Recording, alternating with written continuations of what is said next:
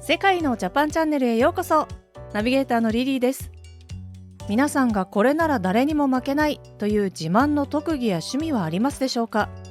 最近では手先の器用さを生かしてハンドクラフトの趣味をお仕事や副業にされている方もいらっしゃいますよね。そして日本には世界に誇れるものがいくつもありますが、とある文化がものすごい反響を呼んでいたようです。今回はフランスにおいての日本の漫画がすごすぎると話題になっていたので、それに対する海外の人々の反応をご紹介します。この動画では今まで知らなかったことや参考になる情報をたくさん盛り込んでいますので、ぜひチャンネル登録と高評価ボタンを押していただき、動画を楽しんでいってください。それでは行きましょう。世界的に人気が高まり続けている日本の漫画。フランスでは特にその勢いが顕著に現れており、2021年8月までに販売された2900万冊のコミックのうち、実に2冊に1冊が日本の漫画で占められる結果になりました。地元紙は、漫画があらゆるレベルで爆発的に売れているという見出しで、その件に関する記事を配信。その記事によると、日本の漫画がコミック全体の半分を占めたのは、30年前に日本の漫画がフランスの書店に登場して以来初めてとのことです。現地の複数の出版関係者の話によると、まだピークは迎えておらず、どこで止まるかわからないほどの勢いがあると驚きを隠せない様子。日本の漫画の爆発的な販売数の上昇の背景としては、ここ5年、進撃の巨人、約束のネバーランド、呪術廻戦、鬼滅の刃、チェーンソーマンなど、新しいジャンルの漫画が登場し、評判を得ていることが要因。また、少年漫画を読んで育った世代が青年漫画にも手を伸ばしていることや、SNS でインフルエンサーが漫画を宣伝していることなどの理由も挙げられています。記事にはフランスの人々から様々な意見が寄せられており、すでにその人気ぶりを体感しているため、爆発的な販売数の伸びに特別な驚きはない様子。それではこの話題に対して海外の人々からは様々な声が寄せられていましたので、その一部をご紹介します。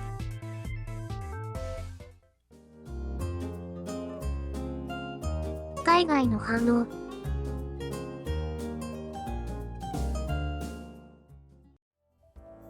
今では文化の一つとして定着したよね。でも10年前は漫画の存在は知られていなかった。今ではポップカルチャーとしてフランス社会に定着して、誰もが日本の漫画に夢中になってるのさ。まあフランスは世界第2位の漫画大国だからね。でも昔から人気だったのに、なんで最近になってようやく漫画が販売数の半分を占めるようになったんだろう。昔は翻訳版が少なかったからじゃないかな。僕もアニメは見てたけど漫画は持ってなかったもん。最近は多くの漫画がフランス語でも読めるから楽しみが広がって嬉しいよ。もはや周りで漫画を読んでないのは私だけ。君は読みたい気持ちをよく我慢したね。今こそ漫画に手を伸ばすんだ。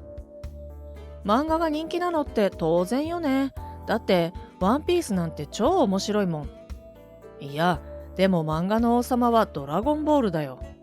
ちょっと待って、鬼滅の刃も負けてないよ。なんでみんな漫画はちゃんと買うのに、アニメは無料で見ようとする人が一定数いるんだろう。漫画は値段が高いのに、それでも売れちゃうから不思議。アニメの方が関わってる人も多くて作るの大変なはずなのに、謎だよね。どっちも素晴らしいから、俺たちはちゃんと買って貢献しような。それにしても、そんな素晴らしい作品を次々に生み出す日本は恐ろしいな。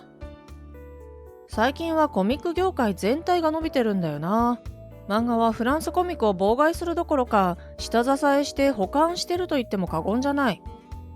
別に悪いことじゃないだろ。読書をする子供たちが増えているんだからね。むしろいいことだよ。政府が配ったカルチャーパスで若者が漫画を買った影響じゃないかな。その説は政府さんありがとう。カルチャーパスのおかげで鬼滅の刃が買えたよ。これだけ人気があっても一定の世代より上の人たちは漫画はサブカルだと言うだろうね。60年代、ロックも同じことが言われてたんだ。だけど時間の経過とともにその認識は変わった。漫画もメディアの一つとして受け入れられたけど、いずれは崇高な文化とみなされるようになるはず。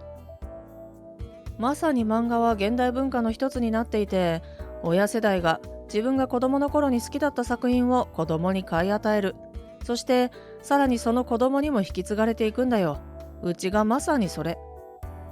私もママからセーラームーンをもらって読んでたわ。親子で愛読してるからもうボロボロなの。もうフランスのコミックが日本に勝つのは無理だよ。値段の問題とかいろいろあるけど、まずは一冊のページ数をもっと増やそうか。フランスが誇るバンドデシネもあれはあれで魅力的だけど、日本相手だと分が悪いね。私が大学生だった頃、漫画は子供のためのものだったけど、すっかり変わったわね。今では大人も子供も読んでいるよね。もう一つの文化っていう感じ。20年前は漫画を読んでいると浮いていた。そういう状況がなくなっただけで、まずは十分だ。漫画を読書や文化と認めない人もいるかもしれない。そういう人たちには、とりあえず読んでみてと言いたいね。以上が海外の人々の反応でした。途中カルチャーパスという言葉が出てきましたが、果たしてどんなものなのでしょう。2021年5月に導入された制度で、約80万人いる18歳の若者の文化芸術活動を資金的にサポートする目的で発行。300ユーロ、日本円で約4万円のクーポンがもらえるという、なんとも太っ腹な施策です。専用アプリにアカウントを作ると自動的にクレジットされ、有効期間は24ヶ月間。同国に1年住んでいれば外国籍の若者でも受け取ることができるということもあり、アプリ登録者は50万人に迫る勢いの人気ぶり。また2022年の1月からは年少の若者にも拡大され、中学校から高校までの間に合計200ユーロを受け取ることができるようになりました。アートイベントや映画のチケット、書籍や画材、楽器といった物品、ダンスレッスンの受講料などの関係費用に充てることができるそうです。なおこのパスは文化に関与する人と利用者の出会いを促進することを目的とするためと前置きされていて、本や CD、DVD などはオンラインで予約し、商品は店舗へ取りに行くように決められています。配達は不可で、必ず書店などに足を運ぶ必要があるという、ある意味では前時代的と言えるかもしれません。そしてこのカルチャーパスの利用先として多くの若者が選んだのが日本の漫画。中には漫画パスとまで呼ぶ声も出てくるほど、多くの若者がこれを機会に漫画を購入したのです。またバシュロ文化大臣は、文化パスによって 80% が書籍を購入しており、これは文化的な場所が再開された直後として理解できると前置きしつつも、彼らは主に漫画を購入していることも認めていました。漫画は若者にとって心惹かれるもの。おかげで彼らは本屋に入店するし、他の本も買うエントリーキーのようなものです。と語っており、ネガティブな見方はしていない様子。そして 37% の若者は漫画と一緒に小説などの本も購入していると強調していました。フランスのほかニューヨークなどでもカルチャーパスはあるようで、美術館や図書館が無料で入館できるとのことです。日本でも実施してもらいたいですよね。カルチャーパスのおかげもあって、フランスでは日本の漫画が爆発的に売れていることが分かりました。ちなみに2020年の人気ランキングは、第3位が鬼滅の刃の1巻、第2位がナルトの2巻、1位の漫画はナルトの1巻。もともとヨーロッパでのナルト人気は高かったですが、これを機に漫画でも読んでみる人が増えた結果かもしれませんね。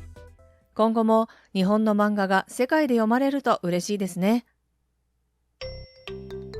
動画を最後までご覧いただきありがとうございました。確かにアニメで見るのと漫画で読むのとまた違った良さがありますもんね。ではまた明日お会いしましょう。